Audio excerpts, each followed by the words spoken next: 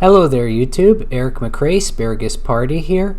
I have a propositionary question for you.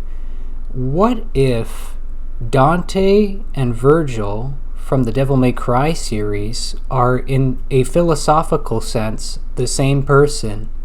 Let's get into this, but very quickly before that, just want to share a friendly reminder that if you enjoy the content I'm producing, it's very helpful for me if you would like the videos and subscribe to my channel, and also that if you're willing or interested in donating to help my channel growth, I do have a donor box page and a link in every video description.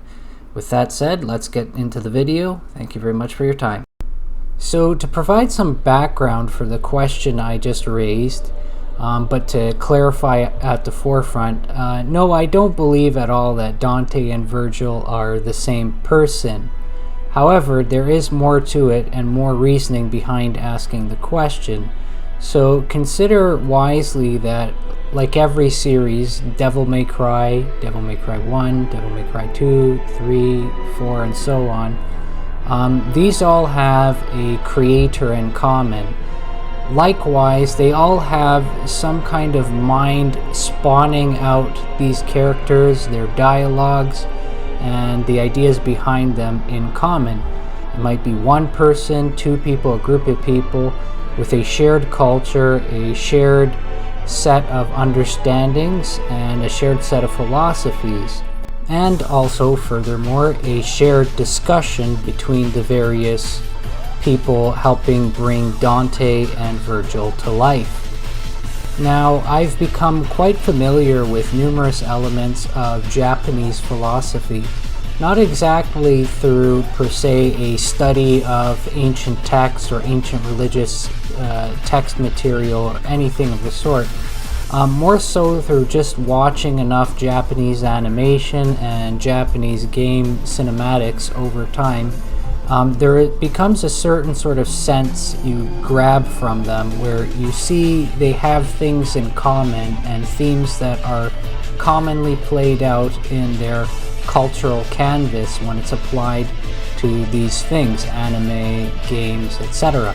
And one element they are very, very clearly big on expressing in their various artistic works is a deep understanding of the human emotional system and predicted reactions and triggers. And this especially becomes a very true context towards a dialogue on the nature of abuse or mistreatment or things gone wrong and reaction to these things.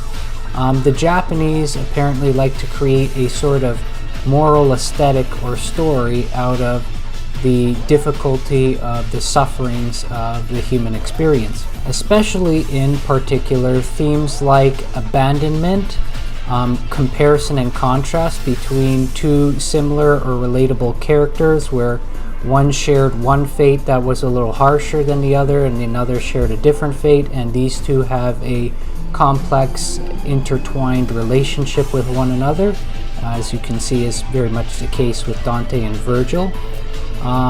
Things like characters being abused and how that affects their maturation and emotional growth, and especially betrayals, which at times is interchangeable with abandonment or being forsaken by someone, but not always. Betrayals in the sense of someone who had an opportunity to sort of step in and make your bearing as a character, those human sufferings, a little easier, but let you down for whatever reason.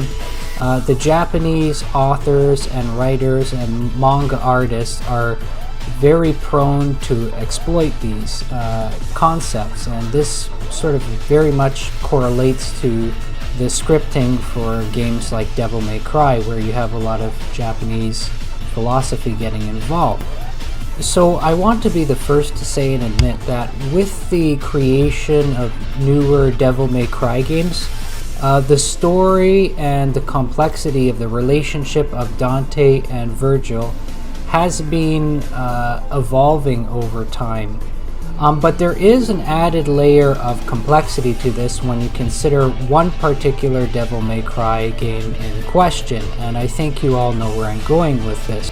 So of course, very quickly before going into the subject matter of Dante and Vergil, let's talk about the game that came out in 2013, DMC Devil May Cry, which in some senses you could say functions as a remake, but really would probably be better categorized as a reimagination or sort of a separate universe, very much a different Devil May Cry from the mainline series with Dante, Vergil, and Nero, known for what is represented in Devil May Cry 5. Now, this game is interesting in its own right, and I think you'll find that is acknowledged a lot in comments on YouTube videos of cinematics from it or gameplay from it.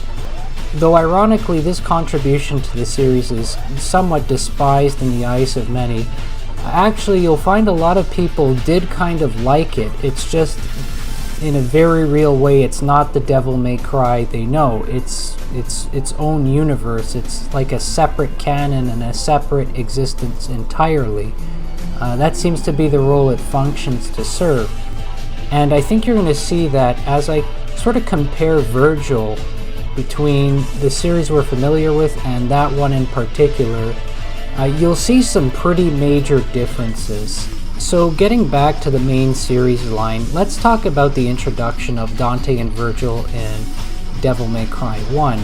So, of course, when Vergil was introduced in the first game, we didn't know him immediately by the name of Vergil or have an exact way of identifying him with that name until later on in the game during certain cinematic sequence.